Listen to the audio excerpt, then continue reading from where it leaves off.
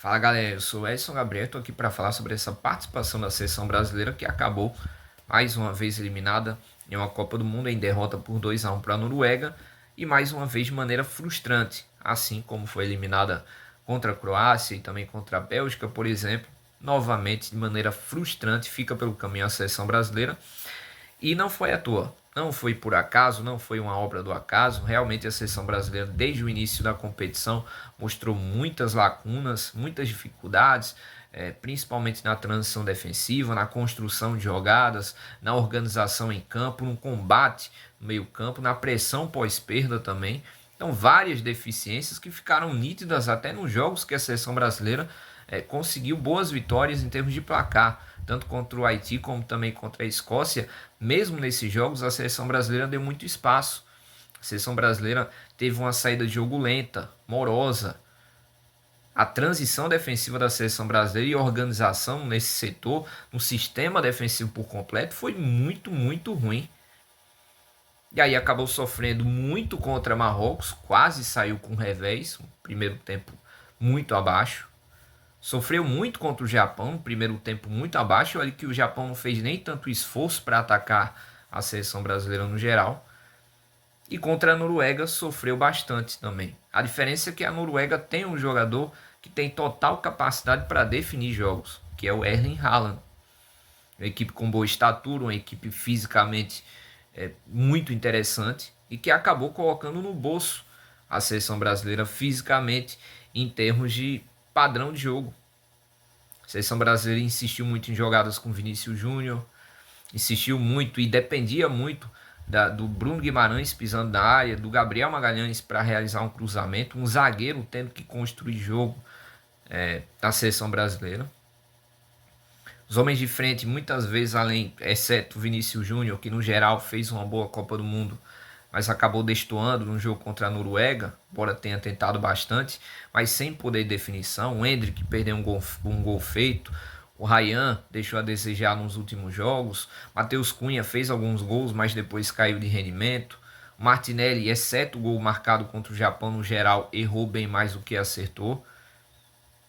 Só alguns exemplos. Faltou padrão de jogo definido, faltou eficiência, faltou uma transição mais rápida, faltou intensidade, faltou organização e também um, um, uma gana maior na briga por cada posse na parte defensiva.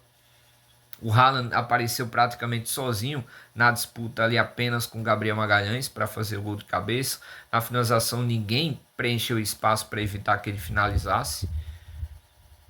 Então, assim, muitas lacunas ficaram abertas. A seleção brasileira mostrou dificuldades em diversos aspectos, que em certos jogos dá para controlar, dá para sair com um resultado positivo, dá para passar de fase na transpiração, na base do vamos que vamos, no brilho técnico de um jogador aqui, outro ali, mas em outros jogos não. Acaba tendo que pagar caro. E às vezes com eliminação. E foi o caso desse confronto contra a Noruega. As definições também do Carlo Ancelotti, muitas delas contestáveis. Então acho que o encaixe de equipe não deu liga, não deu certo. Ficou tudo muito dependente de um jogo individual, de um jogador A ou B. Mas coletivamente a seleção brasileira deixou muito a desejar. Dá para destacar individualmente as boas atuações do Vinícius Júnior no geral. Douglas Santos fez uma Copa do Mundo ok. Gabriel Magalhães fez uma boa Copa do Mundo no geral. O Ryan teve alguns bons momentos, mas em jogos com menor nível de competitividade. Mas é pouco.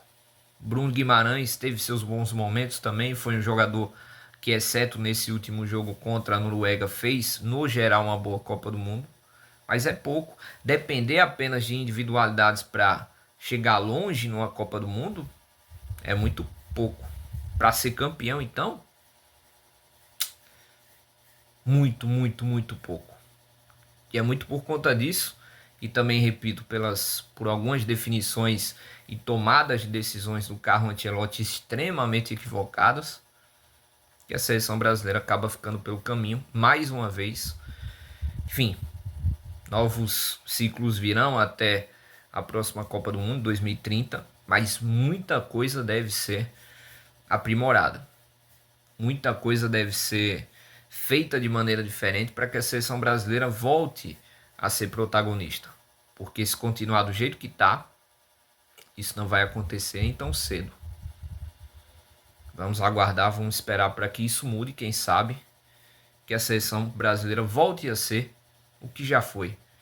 Porque não adianta ter apenas algumas boas individualidades quando não existe um padrão definido de jogo, não existe eficiência, não existe boa transição, não existe intensidade, principalmente no futebol moderno.